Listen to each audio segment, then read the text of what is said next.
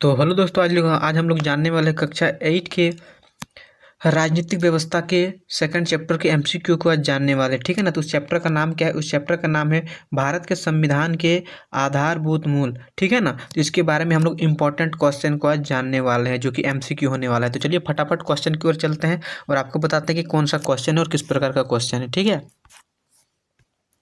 तो हम लोग का पहला क्वेश्चन है, भारत एक संप्रभुत्व राष्ट्र बना था कब? ए ऑप्शन है 15 अगस्त 1948, बी में क्या 15 अगस्त 1945, सी 15 अगस्त 1947, डी 15 अगस्त 1950 में। तो कब बना था दोस्तों? तो आपको पता होगा 15 अगस्त 1947 को क्या हुआ था? संप्रभुत्व राष्ट्र बना था। ठीक है। 2 नंबर का क्वेश्चन क्या है, भारत के प्रथम राष्ट्रपति कौन थे? ए डॉक्टर वी गिरी, बी नीलम राजीव संजीव रेड्डी, ठीक है। सी क्या है? डॉक्टर राजेंद्र प्रसाद, डी क्या है? इनमें से कोई नहीं। ठीक है ना। तो 2 नंबर का आंसर आप लोगों का क्या हो जाएगा? डॉक्टर राजेंद्र प्रसाद। कौन हो जाएगा? डॉक्टर राजेंद्र प्रसाद क्या थे? भारत के प्रथम राष्ट्रपति थे। ठीक है ना। 3 नंबर का क्वेश्चन क्या है, भारतीय संघ का सर्वोच्च पद क्या है? ठीक है ना। ए राष्ट्रपति, बी मुख्य न्यायाधीश, सी प्रधानमंत्री और डी सेना अध्यक्ष। ठीक है ना। तो इसका आंसर आपका क्या हो जाएगा? राष्ट्रपति। क्या है? भारतीय संघ का सर्वोच्च पद क्या है? राष्ट्रपति का है। ठीक है। तो चलिए अगला क्वेश्चन की ओर चलते हैं।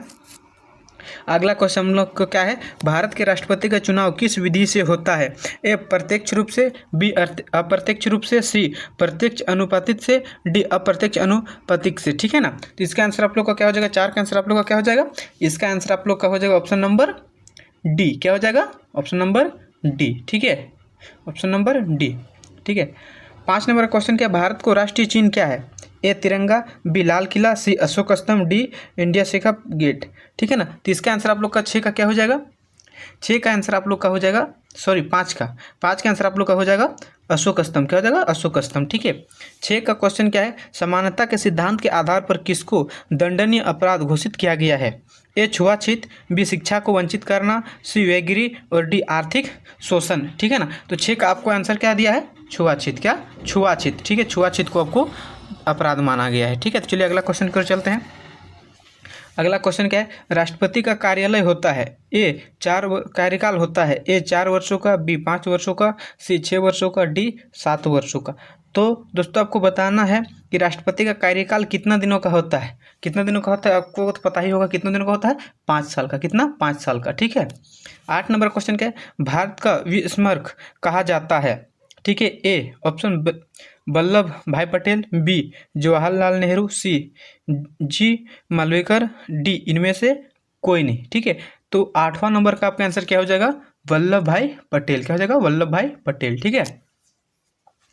9 नंबर का क्वेश्चन क्या है, भारत के प्रथम प्रधानमंत्री थे, यानी भारत के प्रथम प्रधानमंत्री कौन थे? जी मालवाके, बी पंडित जवाहरलाल नेहरू, सी पीवी नरसिम्हा राव, डी इनमें से कोई नहीं। तो दोस्तों इसका आंसर आपको पता होगा कि प्रथम प्रधानमंत्री कौन थे? पंडित जवाहरलाल नेहरू। कौन थे? पंडित जवाहरलाल नेहरू। ठीक है।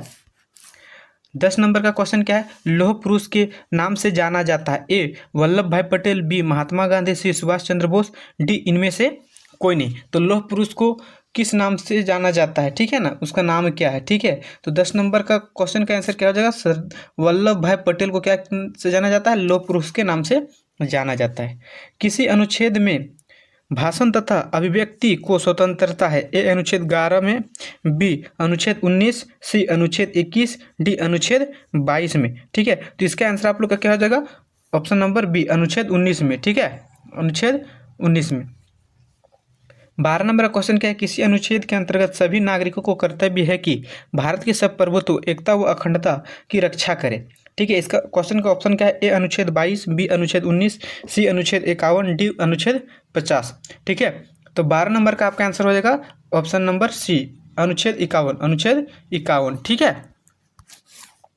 13 नंबर का क्वेश्चन क्या है, मिसाइल मैन के नाम से जाना जाता है किसको? Doctor Rajendra Prasad, doctor Shankar Dayal Sharma, doctor APJ Abdul Kalam और डॉक्टर के आर नारायण। ठीक है। तो आपको पता ही होगा कि मिसाइल मैन के नाम से किसको जाना जाता है? डॉक्टर एपीजे अब्दुल कलाम को। किसको? एपीजे अब्दुल कलाम को। ठीक है।